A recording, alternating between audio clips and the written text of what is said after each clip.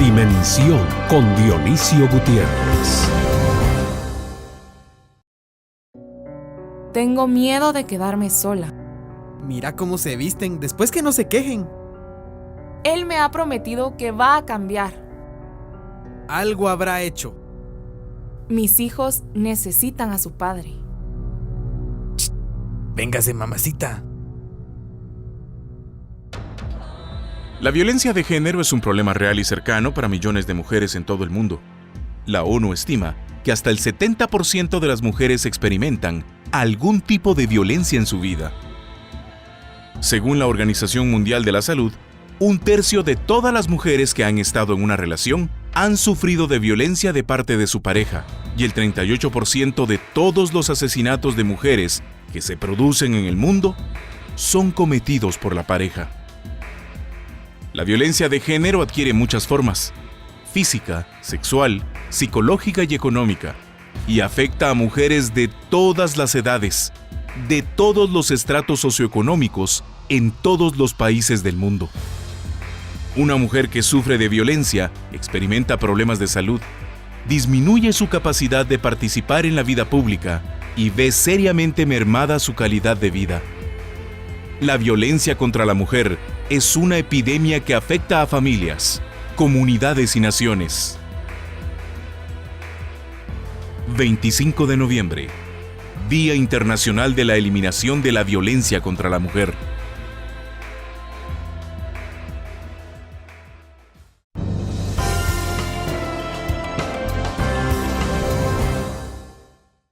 Iniciamos el programa Dimensión.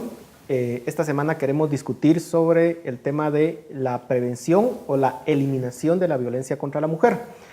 El 25 de noviembre se va a conmemorar el Día Internacional de la Erradicación de la Violencia contra la Mujer. Y para discutir de este tema tenemos a unas invitadas muy especiales, empezando por la licenciada Gabriela Morales de Sanz. Ella es psicóloga clínica. La licenciada Fabiola Ortiz, asesora del Grupo Guatemalteco de Mujeres. La licenciada Claudia Hernández, directora ejecutiva de Fundación Sobrevivientes, y la licenciada Marcia López, coordinadora para América Latina del movimiento Un Billón de Pie. Muchísimas gracias por estar acá. Este es un tema que lamentablemente no pierde vigencia, y no es un tema de moda en realidad, es un tema dramático en el cual millones de mujeres alrededor del mundo están siendo víctimas de violencia ahora mismo. No importa la posición social de la mujer, en muchos casos, lamentablemente. No importa la instrucción, el nivel educativo que pueda tener una mujer, muchas veces, aunque obviamente a mayor nivel educativo, digamos, la probabilidad se reduce, digamos, pero de todas formas hay mujeres con altos grados académicos y profesionales que también son víctimas de violencia. Y en el caso particular de Guatemala, lo que tenemos es una sociedad particularmente violenta y más, sobre todo, hacia las mujeres. Nuestra realidad social y económica hace que este problema se profundice y realmente haya muchas mujeres que están viviendo un drama. Licenciada Ortiz, ¿cuáles son los factores o cuáles son los distintos factores que hacen que una mujer pueda ser víctima de violencia y cuáles son los distintos tipos de violencia que existen? Muy bien. El problema de la violencia contra las mujeres es un problema estructural que tiene que ver con la concepción que tenemos de lo que es ser mujer en esta sociedad. En una sociedad que discrimina, que subordina a la mujer como que fuera una ciudadana de segunda categoría. Entonces, en una sociedad en donde la mujer es vista de esa manera, se dan las condiciones para que suceda la violencia. Es decir, la situación de desigualdad, la situación de desequilibrio entre el goce y disfrute de derechos entre hombres y mujeres es lo que provoca, ¿verdad?, como una situación de control de esa persona que no es sujeta, de una persona que considera que es superior sobre una persona que se considera que es inferior. Entonces, en una sociedad de esa manera se justifica la violencia. La violencia ocurre porque cuando decimos se justifica es que la consideramos normal. La consideramos normal y que es algo permitido, porque a este ser hay que controlarlo, a esta persona hay que situarla en los parámetros de la sociedad para que se ubique en su lugar de persona discriminada, por ejemplo. Lo que quiero decir con esto es que en una ciudad como la nuestra, el mayor riesgo que tiene una mujer es su condición de mujer. La situación de riesgo es ser mujer. Si usted es hombre, no tiene esa misma situación de riesgo, en especial, y por eso es que hay una denominación específica a este problema que se llama violencia contra la mujer, así se llama. No se llama violencia intrafamiliar, no se llama violencia doméstica, no se llama violencia de género, se llama violencia contra la mujer, porque es contra las mujeres, más bien, que ocurre. Entonces, el riesgo es ser mujer. Según la ley vigente en Guatemala, la ley contra el femicidio y otras formas de violencia contra la mujer, que se basa en sus principios y en sus fundamentos de derechos humanos, en la Convención para la Eliminación de todas las formas de eliminación de la violencia, la Convención Belén do Pará. La violencia contra la mujer es todo acto que dañe física, psicológica y en su integridad a la mujer, solo por ser mujer, en condiciones desiguales entre hombres y mujeres, en un marco de condiciones desiguales entre hombres y mujeres. Esa definición general, ¿cómo se manifiesta, digamos, en la vida cotidiana de las mujeres, licenciada? O sea, ¿cómo efectivamente las mujeres son víctimas de esas distintas clases de violencia y cómo incluso de pronto muchas mujeres ni siquiera saben que están siendo víctimas de violencia? Yo creo que tal vez ahí hay dos espacios importantes de mencionar. Uno es la normalización, ¿verdad? Nosotros definitivamente por generaciones hemos aprendido, digamos, ¿verdad? Y heredado, digamos, el modelo de que las mujeres somos ciudadanas de segunda categoría, de que no tenemos los mismos derechos, de que tenemos que cumplir con el rol a nivel de perfección, digamos, independientemente de que la persona que está a la par lo cumpla o no lo cumpla. Y realmente es una herencia, ¿verdad? Es una herencia a mi criterio social, cultural, y que claro, estamos hablando de Guatemala, pero es bastante grande a nivel del mundo, ¿verdad? Guatemala es el tercer país, después de El Salvador y Jamaica, en donde la mujer es violentada de forma continua. Eso es alarmante, ¿verdad? Alarmante porque creo yo que las mujeres somos, no en género, iguales a los hombres, pero sí tenemos el derecho a los mismos derechos. Entonces, ¿cómo ocurre? Las mujeres somos violentadas a la hora de que no se nos cree capaces intelectualmente. Somos violentadas a la hora de que económicamente no se nos enseña a trabajar y volvernos en personas autónomas, que es una necesidad del cerebro, ¿verdad? O sea, todos los seres humanos tenemos como necesidad ser autónomos. Entonces, desde el momento en que nosotros dependemos económicamente de un hombre para subsistir, estamos otorgándole cuotas de poder de dimensiones enormes que no nos permiten realmente manejar de forma adecuada, ser íntegras. Somos violentadas sexualmente a la hora de que somos objetivizadas, ¿verdad? Y muchas veces abusadas sexualmente. El abuso sexual se considera cuando un hombre viola a una mujer. Sin embargo, la concepción de abuso sexual inicia desde el momento en que hay chistes inapropiados en frente a las mujeres que faltan el respeto. Está dentro del espacio de utilizar el cuerpo, ver el cuerpo de una mujer. Está dentro del concepto de un papá haciendo bromas sexuales en frente de sus hijas, unos hermanos haciendo bromas sexuales en frente de sus hermanas, y todo eso es considerado violencia sexual. O sea, no necesariamente es me violaron y me atacaron, ¿verdad? Sino que la violencia sexual puede ser tremendamente sutil. Lo que usted menciona es sumamente importante porque, digamos, cuando constantemente se hacen ese tipo de chistes y de comentarios, hay un mensaje sutil que se está enviando y que eso va penetrando tanto en la mente del hombre como la mujer, y por eso es de que después se llega a una cuestión física, pero toda la cuestión mental que ocurrió antes es el terreno que lo prepara. Correcto. Y que, digamos, desde ahí, como usted menciona, digamos, empieza este tipo de violencia, digamos.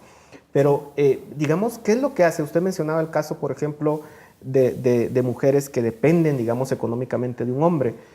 Pero la triste realidad es que hay mujeres, incluso en los países desarrollados, en donde son profesionales, tienen, digamos, un nivel educativo sumamente alto y aún así, digamos, son víctimas de la violencia. Entonces, ¿Qué es lo que provoca este tipo de drama humano y de esta tragedia, digamos, y cómo se puede prevenir? Porque si uno dice, bueno, si incluso en los países nórdicos más avanzados no existe esto, ¿cómo vamos avanzando? Pero quisiera que eso lo discutiéramos en el siguiente segmento porque se nos ha terminado el tiempo. Continuamos con Dimensión.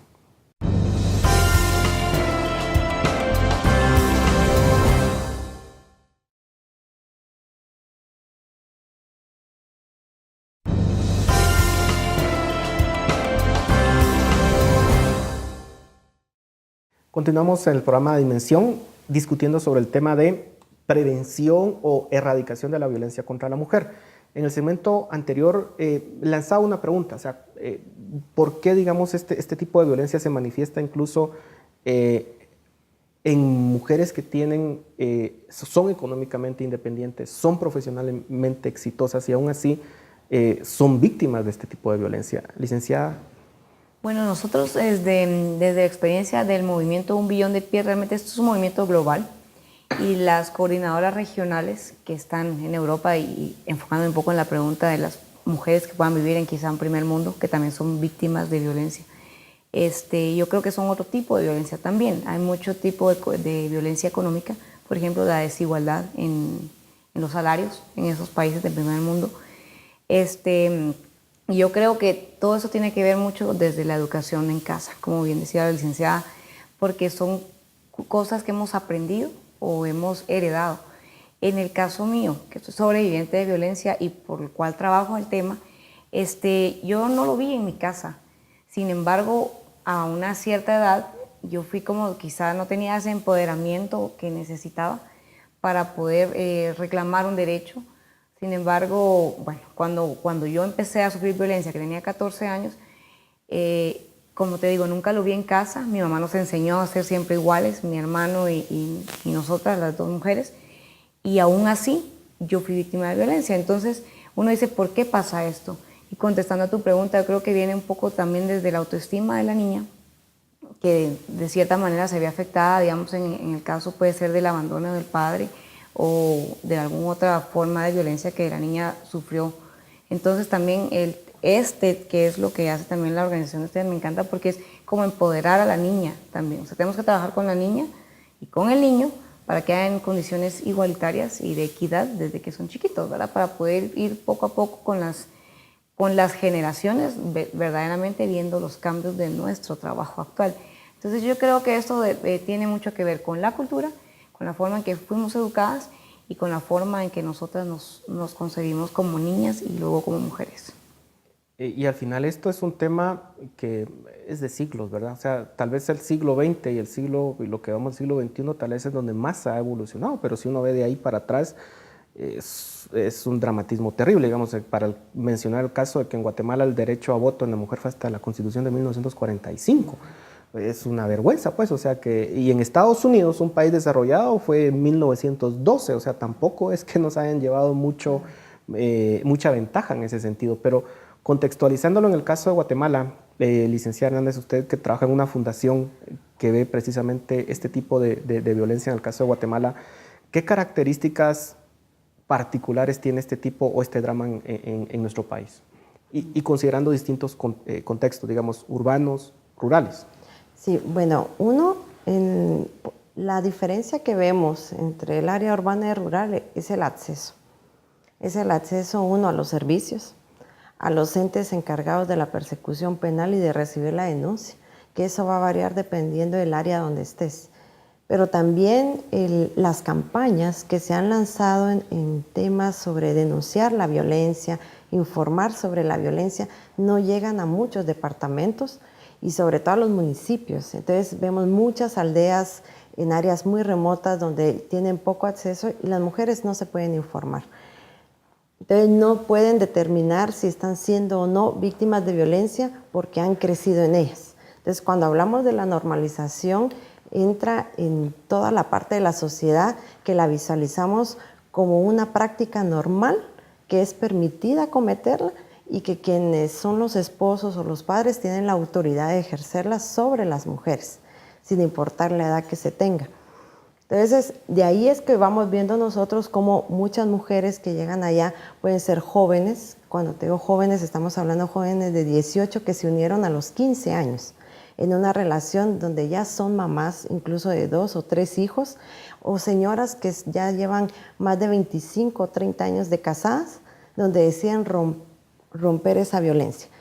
¿Por qué la rompen? Producto de que los hijos las motivan a salir de esa situación y que ya tienen ellos una capacidad económica de poder ayudar a la mamá. Entonces ahí vemos esa relación que muchas veces la parte económica las mujeres la llegan a necesitar. ¿Por qué? Claro, estudian, van a la universidad, se casan, pero no trabajan. Entonces la relegan al papel de quedarse en casa, cuidas el hogar y no pueden ejercer. Entonces muchas de ellas llegan con esa inseguridad de cómo voy a sostener a mi hijo, cómo lo voy a alimentar si yo nunca he trabajado. Si no terminan los estudios, tienen menos oportunidades laborales de poder acceder. Entonces tú vas viendo ese círculo, pero también vemos las mujeres que son las que sostienen el hogar. Ellas ganan muy bien, pero emocionalmente están muy amarradas a su agresor. Pero ahí también ha habido un trabajo a nivel psicológico en el cual el hombre va y empieza el menosprecio. Claro, tú ganas más, pero aquí no sirves, ¿verdad? Mira qué ridícula cómo vas vestida. Yo no sé cómo te pueden escuchar en tu trabajo. Aquí no puedes venir a mandar porque soy yo. Y entonces empieza a denigrar como mujer y entonces en ese espacio ella se siente inferior, aunque sea ella la que aporte. Y eso genera inseguridades y la baja autoestima repercute mucho. Hay otras que han venido de círculos de violencia en su infancia, como es el maltrato, violencia doméstica o lo que es el abuso sexual cuando ellas eran pequeñas. Y se unen a estas relaciones, uno, porque así lo vivió mi mamá, ese es el círculo normal, o huyendo de esa violencia que estaban viviendo, se van con la primera persona que les ofrece un poco de amor, como les decimos, ¿verdad?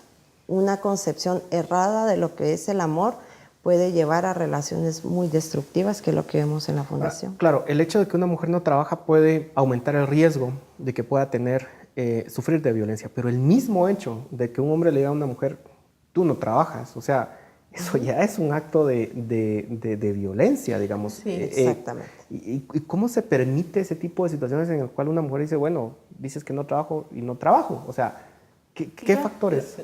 Bueno, lo que pasa es que realmente lo que aquí hay es una sociedad permisiva y una sociedad que además inculca esos patrones culturales. Es decir, esta situación no se da en un marco, digamos, aislado en el hogar, sino que hay toda una construcción social sobre que esto es lo normal.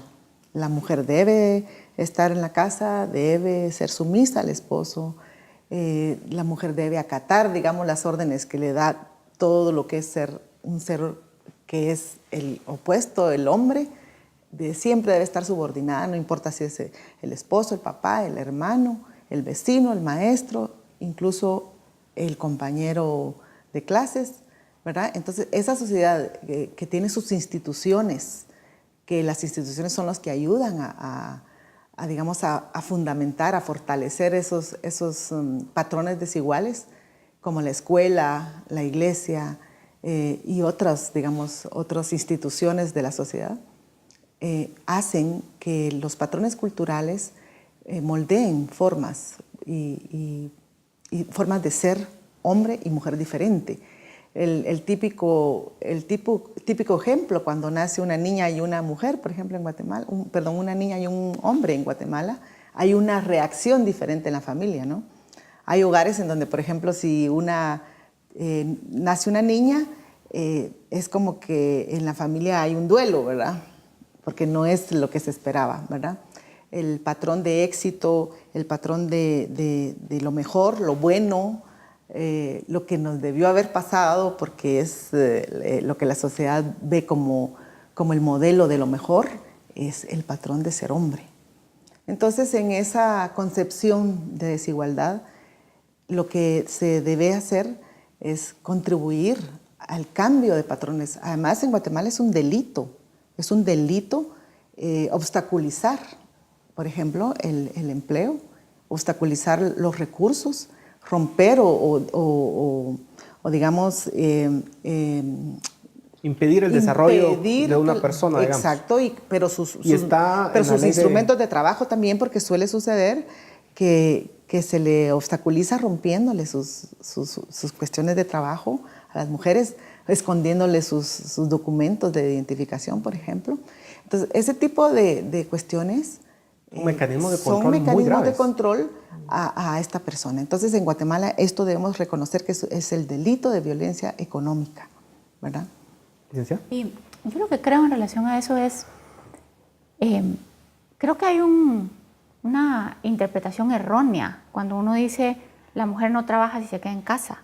Yo no sé si hay una labor más noble que el que una mujer se quede en casa haciéndose cargo de la institución familiar. Yo realmente honro muchísimo eso. ¿Por qué? Porque creo que cualquier ser humano que es criado por su madre con vínculo, con respeto, con integridad, con claridad, con presencia emocional, con guía, con luz, definitivamente va a ser una persona de bien, hombre o mujer. Entonces, yo lo que pienso es, tal vez la falta de acuerdo entre que quedarse en casa haciendo una labor que no tiene una retribución económica, pero que la retribución que da la sociedad supera cualquier retribución económica, porque ¿quiénes son los niños que salen a la sociedad? Los que son formados en casa, por mamás presentes que están ocupadas de que no se vuelvan obesos, ¿verdad? Porque entonces no van a comer comida chatarra porque hay alguien a cargo, que hagan la tarea, que respeten autoridad, que cumplan obligaciones. ¿Cómo eso no va a ser un trabajo importantísimo? ¿Cómo eso va a ser denigrado o puesto en un espacio donde no tiene un valor? No se le da un valor económico. Pero yo en mi concepción de psicóloga y de la cantidad de gente que trato de todas las formas allá afuera, trabajo muchísimo con adicciones. El trauma más grande de una persona es la falta de vinculación y la falta de presencia materna.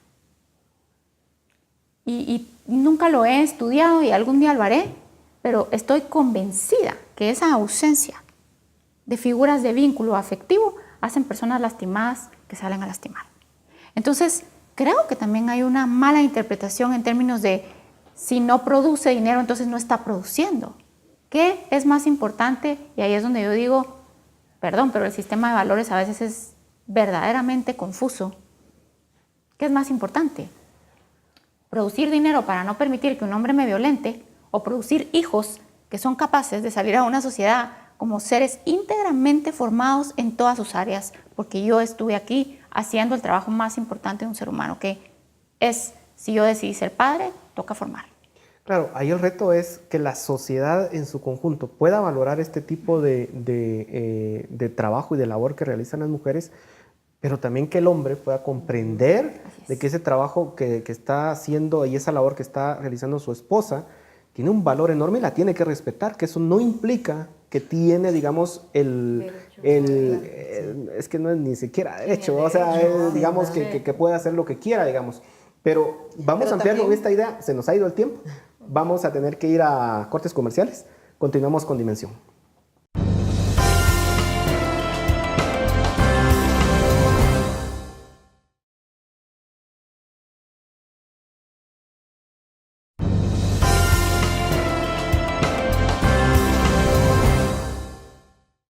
Entramos al tercer segmento del programa Dimensión, discutiendo sobre el tema de prevención o erradicación de la violencia contra la mujer. Les interrumpí a ustedes dos, sí. Así que no sé quién va primero. Perdón, sí, no quería retomar lo que hablaba la licenciada, que es muy cierto. Yo creo que es en cuestión de acuerdos y lo que tú decías. En cuanto a si yo decido ser padre, ser madre, entonces voy a educar y voy a dedicar ese tiempo. Yo creo que también se puede hacer un poco de las dos cosas, ¿verdad? Si tú sos mamá y muchas veces la realidad de la mujer guatemalteca es ser madre soltera. Entonces también, ¿cómo podemos hacer? O sea, dedicarnos simplemente todo el tiempo a los hijos no se puede, necesitamos también salir a trabajar. Entonces, yo creo que encontrar ese balance ahí para poder dar las dos cosas a los niños, porque estoy de acuerdo con la licenciada que la falta de ese vínculo es lo que forma o produce esos seres humanos que están lastimados y salen a lastimar, especialmente a una mujer, porque quien los lastimó o quien estuvo ausente fue la mamá, en el caso de los niños.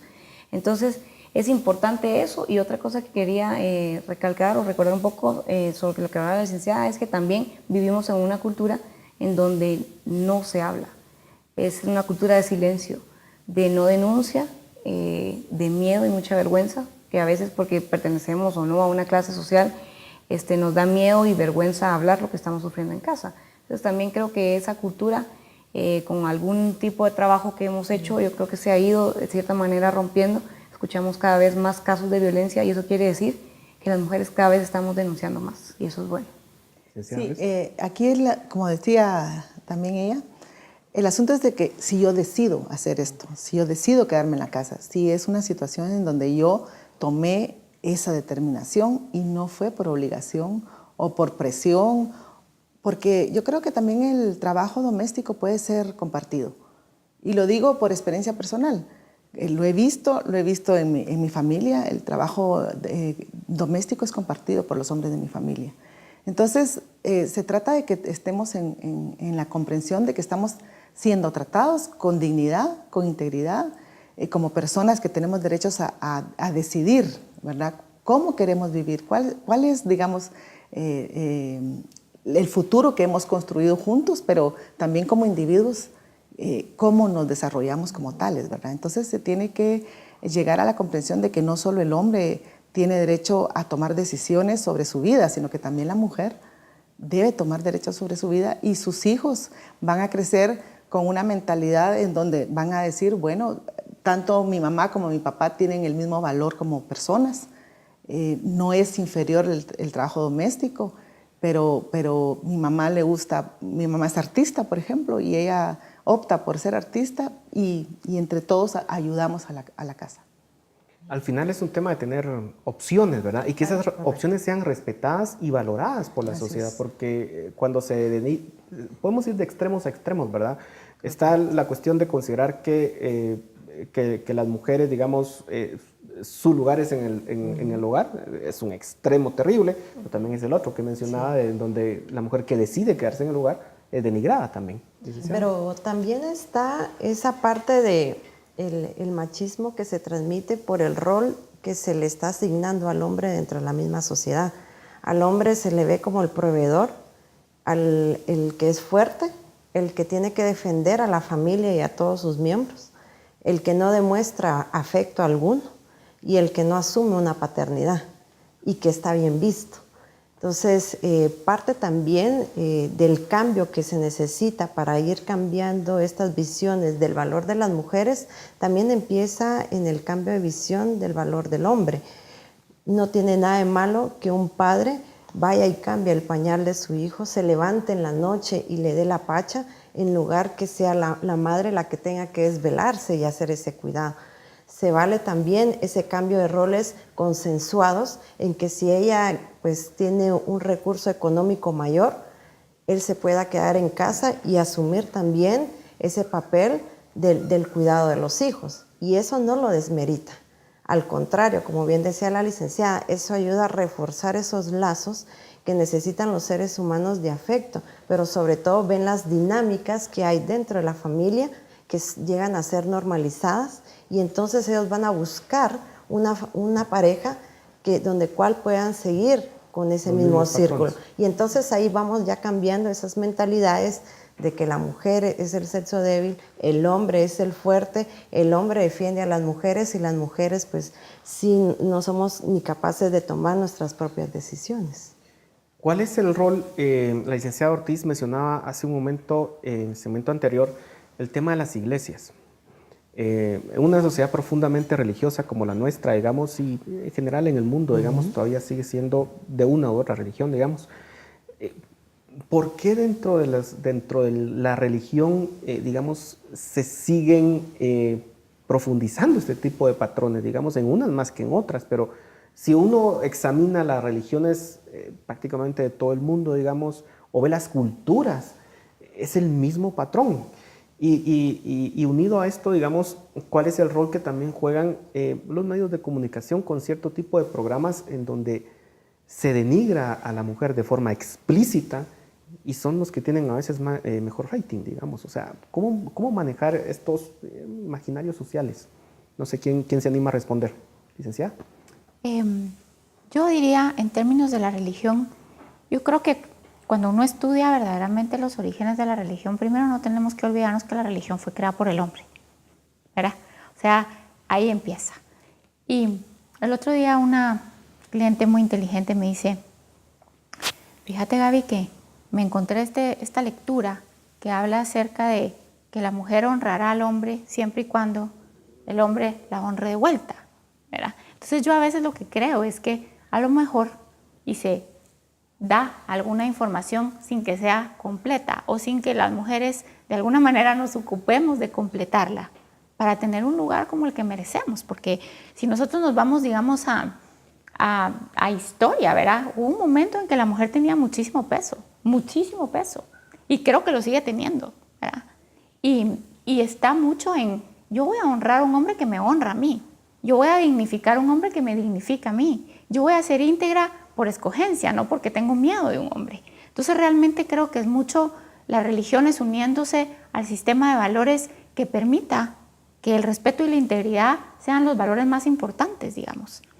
Hay un país por ahí, en su mayoría ateo, con los niveles más bajos de violencia que se conocen hacia la mujer, y es interesante, ¿verdad? Porque uno dice, puchica, ¿y cómo si son ateos? Entonces tienen estos resultados estadísticos en donde no hay violencia de ningún tipo, pero tampoco contra la mujer. Y yo creo que es porque el sistema de valores es transparente y claro. O sea, ningún ser humano debe ser violentado, independientemente del género. No importa si es hombre, no importa si es mujer. Entonces, si nosotros, y si las religiones, por ejemplo, ¿cuánto se ha luchado para que dentro de la religión católica las mujeres puedan dar la hostia, por ejemplo? O sea, yo creo que las mujeres hemos tenido una lucha continua de buscar un lugar en donde cabemos, en donde pertenecemos y en donde verdaderamente somos tomadas en cuenta como iguales, no por género. Los cerebros funcionan distinto y eso es algo que hoy se sabe por ciencia. El cerebro del hombre es diferente al cerebro de la mujer, pero por derecho somos iguales. Pero el drama cuando menciona el tema de las religiones es que, por ejemplo, en el caso de Guatemala, digamos, en donde muchas de estas comunidades religiosas es lo más cercano que tienen las familias. Y se están dando, por ejemplo, situaciones de violencia contra la mujer. Y la mujer lo que es que llega con el líder religioso, ya sea un pastor, un padre o lo que sea, digamos, y cuenta el caso. Muchas veces, digamos, por la misma vergüenza, digamos, y lo que recibe de vuelta es el consejo de, no, mire, usted tiene que estar sujeto, Dios le manda a que usted, ¿verdad?, aguante todo lo que sea. Y claro, hay incluso un sentimiento de culpa si la persona se atreve a decir, mire, no, un alto y aquí, digamos. O sea, ¿cómo romper, cómo influir de vuelta en la religión para que también vaya cambiando ese tipo de valores, digamos? Porque al final de cuentas uno tampoco puede llegar al extremo de decir la religión es mala y volvemos todos ateos. Ese no es el punto, digamos, ¿verdad? Pero ¿cómo hacemos esos cambios? Yo creo, bueno, y ahí lo que tú hablabas, eso se le llama la revictimización, ¿verdad? Porque, o sea, la víctima habla y luego se siente culpable. Entonces, yo creo que para ir cambiando este tipo de situaciones, por supuesto, en la mayoría de países de América Latina, el cristianismo está presente, ¿no? Entonces, es interesante el dato que dijo la licenciada en cuanto a si una religión hace o no que haya un sistema de valores más fortalecido, pero lo que sí creo es que mucho la religión crea ese tipo de confusión, ese tipo de contradicción en los valores. Entonces en nuestras sociedades se da mucho la doble moral, por ejemplo. Entonces tú vas a la iglesia o cualquier religión y en casa estás lastimando a la mujer, violando a una niña. Entonces yo creo que para empezar a cambiar esto, los medios de comunicación son muy importantes. Ese mensaje que ustedes pueden mandar, donde tú decías, bueno, la niña o la mujer es sexualizada y son los programas de marketing, es lo que se ve, digamos, en nuestra cultura. Pero nosotros tenemos que ir lanzando precisamente a través de los canales de comunicación este tipo de campañas donde podamos rescatar el valor de una niña y de un niño, y no porque seamos iguales, sino porque somos seres humanos los dos y los dos tenemos un valor que aportar, digamos, a la sociedad. Entonces yo creo que a través de campañas sociales, y hoy es más fácil llegar a esto, podemos ir quizá cambiando ese impacto negativo que puede causar una religión en algún momento. Ahí también parte mucho de la visión de los líderes religiosos. Allá en la fundación nos han solicitado de varias iglesias de diferentes denominaciones que les demos charlas a a sus miembros para poder identificar esa violencia. Incluso ellos mismos a veces remiten a las señoras. Y eso, por eso te decía, es parte también de ese líder de que se respeta el matrimonio, se tiene que vivir bajo las normas establecidas por Dios, pero no está dentro de estas normas ejercer violencia contra la otra persona y quedarse indiferente y decirle a la otra persona que siga viviendo ese círculo. Ahí el que actúa mal tiene que ser sancionado. Y yo creo que a través de las charlas y de que también se vaya abordando el tema, no como atacando directamente a las religiones, sino la forma en que lo están interpretando, pues la palabra del Sagrado Sacramento. Cada quien le da su interpretación dependiendo de la dominación que tengan, pero la base esencial es el respeto hacia el otro, ¿verdad? Como bien dice, Dios nos creó a todos a imagen y semejanza. Entonces en ningún momento dijo, tú vas a valer menos que el otro. Y mientras se vayan dando esas concepciones y esos cambios, se va a poder ir logrando erradicar la violencia con o sin religión, porque el respeto hacia la creencia, eso uno lo tiene que manejar. Y dentro de la institución llegan muchas que son de grupos evangélicos, católicas, testigos de Jehová, o sea, vienen con una situación de violencia, indiferentemente de su condición. Y la importancia de los medios sociales de comunicación es transmitir ese mensaje de no seguir fomentando la utilización de la figura femenina como objeto, sexualizando, ridiculizándolo, desvalorándolo, sino que dándole ese papel que corresponde a la par de un hombre. Y tienen mayores coberturas para poder llegar de diferentes tipos a diferentes rincones, y entonces eso es parte primordial. Se nos ha terminado el tiempo de este segmento, pero continuamos en el siguiente, discutiendo tal vez sobre qué opciones tiene una mujer en Guatemala si está sufriendo violencia, sobre todo de los más cercanos, que es el drama que se da. La violencia es al final ejercida por la familia, pero seguimos en nuestro segmento final.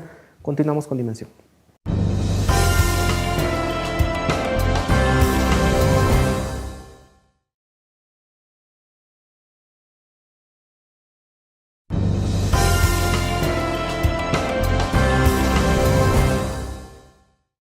Llegamos al último segmento del programa de esta noche, discutiendo sobre la erradicación de la violencia contra la mujer.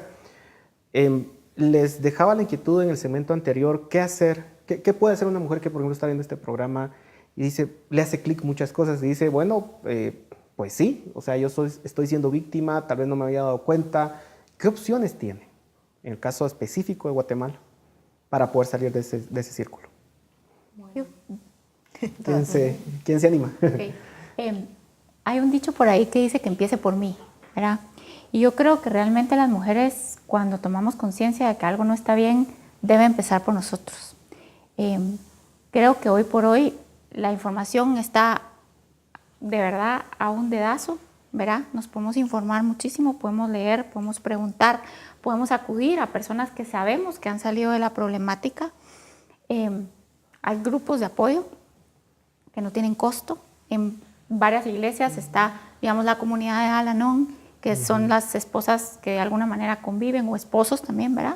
Pero estamos hablando de mujeres con personas alcohólicas, en donde la tasa de violencia es altísima, altísima, altísima, de todo tipo. No tiene ningún costo. Hay grupos en toda Guatemala, en diferentes horarios. Y por el otro lado hablábamos antes de iniciar el programa que probablemente es difícil buscar ayuda psicológica. La gente tiene un prejuicio que es que la ayuda psicológica es muy cara y la ayuda psicológica es para locos. Y yo lo que creo es, ¿cómo es posible que nosotros vayamos al dentista una vez al año o vayamos al doctor cuando nos duele algo, pero nos duele el corazón, no estamos siendo capaces de vivir de una forma íntegra y no buscamos ayuda? Y hay una concepción de que la psicología es cara. Y lo que yo pienso es, sí, pero sin embargo, cualquiera de nosotros que estamos en una posición de servicio, vamos a abrir la puerta al necesitado. Porque los que estamos aquí, no estamos aquí por motivos personales. Estamos porque tenemos espíritus de servicio, porque creemos en la ayuda, porque creemos en los cambios. Entonces realmente yo creo que es mucho como el tomar conciencia, es mucho el atrevernos a decirle a otras mujeres, lo que yo estoy observando en ti y lo que me angustia de ti, y etcétera, etcétera, porque al final nadie se mete, nadie se involucra, pero todos somos cómplices. Y aquí hay que mencionar que muchas mujeres que posiblemente están viendo este programa están literalmente aterradas. Así es.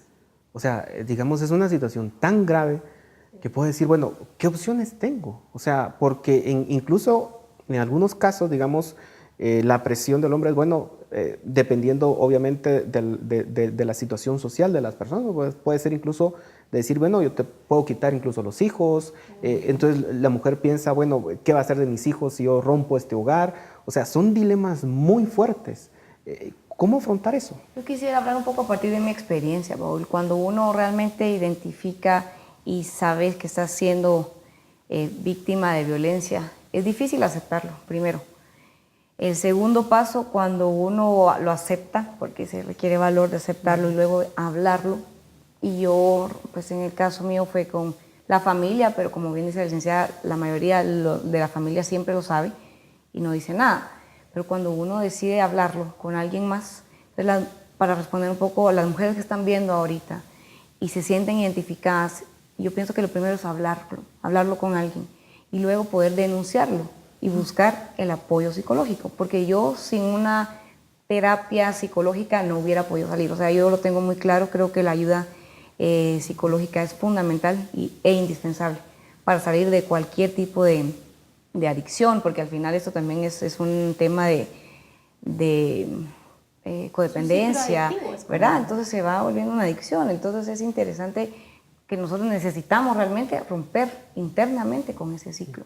Entonces la ayuda psicológica y luego ya el proceso que sigue como Fundación Sobrevivientes, en donde se le da todo el seguimiento a la mujer para que puedan empoderarse y que ellas tengan una fuente económica para salir adelante, porque muchas veces el miedo es eso, ¿verdad? Porque no trabajan y no saben qué van a hacer para sobrevivir. Y también está el otro escenario que quisiera plantear. Está el tema que ustedes ya lo mencionan, es el tema, digamos, de las mujeres que no quieren aceptar que están en una situación. ¿Qué puede hacer la familia en ese caso? Porque, digamos, muchas veces se trata de decir, mire, no, pero es que te está dañando y vuelve, proceso, digamos, sí, con promesas y con todo, y es un ciclo que no se sale. O sea, ¿qué puede hacer la mujer? ¿Qué puede hacer las familias en ese caso? Bueno, yo quiero hablar de la experiencia del Grupo Guatemalteco de Mujeres, que este 25 de noviembre justamente cumple el Centro de Apoyo Integral que tiene el grupo, cumple 25 años de estar en Guatemala. Es digamos, el grupo pionero en materia de atención integral a mujeres sobrevivientes de violencia. Es importante mencionarlo porque, digamos, la experiencia que se ha tomado de Guatemala es importante que se traslade a las políticas públicas de prevención de la violencia contra las mujeres. Y en este caso nosotros, Guatemala, lo tenemos. Tenemos una política pública en donde integra justamente la atención integral a mujeres sobrevivientes de violencia, además de los procesos de prevención social, que son otros procesos. Esta atención cuando a la mujer ya le sucedió la violencia, cuando la mujer, digamos, necesita ese apoyo psicológico, legal, médico, acompañamiento social y albergue incluso, ¿verdad? Toda esa atención integral trasladada a una política pública. En Guatemala existe la política pública, está en ley, el fortalecimiento a los centros de apoyo integral para mujeres sobrevivientes de violencia, que es tomado la experiencia de GGM, pero que esta experiencia no ha sido, digamos, fortalecida desde el Estado. Están ahí, ahorita ya hay 5 centros de apoyo integral en el país. Las mujeres pueden llamar, pueden pedir apoyo incluso telefónico. ¿Y en qué ¿verdad? lugares están ubicados? Están en Quetzaltenango, en Rabinal, en la capital, en Quetzaltenango, en Chimaltenango. También hay centros de apoyo en otros, digamos, en áreas donde se están construyendo, por ejemplo, en Petén, de donde ya está operando un centro de apoyo integral. Pero, digamos, la idea sería que en Guatemala, digamos, se tuviera acceso en todos los departamentos a los centros de apoyo integral para mujeres sobrevivientes de violencia u otras organizaciones, ¿verdad? Porque pueden ser otras formas de organización. Lo importante es que el Estado de Guatemala pudiera asumir con seriedad esta política pública y pudiera también asumir la ley, en la ley contra el femicidio y otras formas de violencia contra la mujer, se dicta a fortalecer centros de apoyo integral, porque también es parte del resarcimiento, ¿verdad?, a la mujer por parte del Estado, porque es la sociedad en su conjunto la que provoca y la que fortalece este tipo de violencia. Entonces yo quiero referirme a esto porque creo que hay muy buenas iniciativas individuales, digamos, particulares también, aquí ya mencionaron algunas, pero creo que el Estado de Guatemala como tal debe asumir y debe cumplir con los mandatos que tiene en materia de prevención de la violencia contra las mujeres. Existe un plan nacional. Yo quisiera saber cuánto del presupuesto nacional de la Nación está ahorita asignado para el impulso del Plan Nacional de Prevención de la Violencia contra la Mujer, Planovi 2017 sería, y 10 años más. Me gustaría saber cuánto del presupuesto nacional han asignado a los Centros de Apoyo Integral para Mujeres Sobrevivientes de Violencia, que hace unos meses pues, no tenían ni un centavo para el año entrante. También me gustaría saber cuánto ha asignado y cómo van a restituir, porque ahorita está debilitada, la institucionalidad que se llama Coordinadora Nacional para la Prevención de la Violencia Intrafamiliar y contra las Mujeres, CONAPREVI, que hace 4 años la dejaron por un lado, tirada, sin presupuesto, sin plazas, sin nada. Y entonces, si la sociedad no ve con responsabilidad la prevención de la violencia contra las mujeres, entonces es muy difícil que la sociedad también avance en ese camino. Claro, es una responsabilidad de familias, pero también de Estado. Y Así en ese es. sentido, digamos, ¿qué tanto has contribuido, digamos, la ley contra el femicidio? ¿Qué herramientas legales? ¿Realmente hay un proceso judicial más rápido para las víctimas? En este caso, digamos, a partir de esto, ¿han habido cambios en el sistema judicial o no? Bueno, sí han habido cambios. Están los juzgados especializados. Tenemos ahorita, fortalecido la Fiscalía de la Mujer. Lo malo es que se crearon las instituciones, pero no se le ha asignado un presupuesto específico para poder brindar y tener la capacidad que se necesita con la demanda que se ha generado.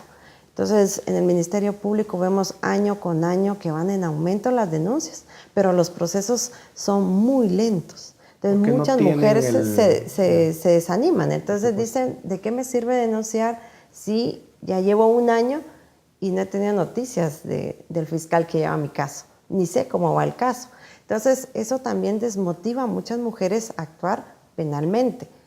Nosotros, allá en la Fundación, partimos en que las mujeres tienen que tomar las propias decisiones de lo que ellas quieren hacer y también siendo objetivas con sus propias capacidades y necesidades que tienen.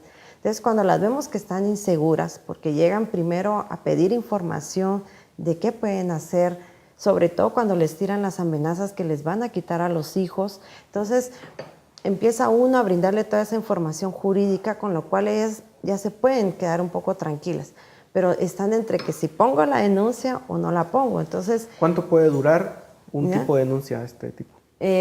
Se tarda a veces 8 horas, si es que no más, dependiendo de cuánta gente esté en ese momento en el Ministerio Público a presentar la denuncia. Entonces, te estoy hablando que si yo llego al mediodía, tipo 12, voy a veces ir saliendo a la medianoche o 1 de la mañana de retirar la denuncia y de haber pasado por INASIF, que me hayan brindado, si tengo suerte, mi medida de seguridad, si no me dan un número para que llegue otro día, para que me las otorguen. Claro. Entonces, no son procesos fáciles que todas quieren enfrentar y se les invita siempre al tema de psicología. ¿Por qué? Porque de ahí parte de que ellas reconozcan esa violencia que han estado sufriendo y que entonces ellas tengan claridad de las acciones que quieren tomar para poder salir de ese círculo. Lamentablemente se nos terminó el tiempo, pero sin duda alguna como sociedad tenemos que cambiar. Y esto es un cambio tanto de mujeres como de hombres. Las mujeres comprender que tienen el valor y que tienen que defender sus derechos.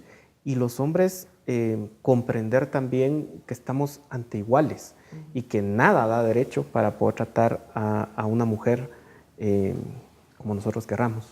Al final estamos hablando de madres, esposas, hijas, y si no rompemos este círculo vicioso, pues el futuro tampoco es muy promisorio que digamos, ¿verdad?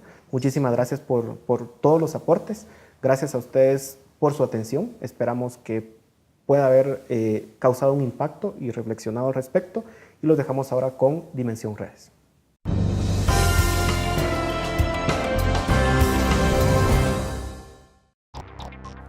Preguntamos a nuestros amigos en las redes sociales, ¿Qué puede hacer una mujer que es víctima de violencia?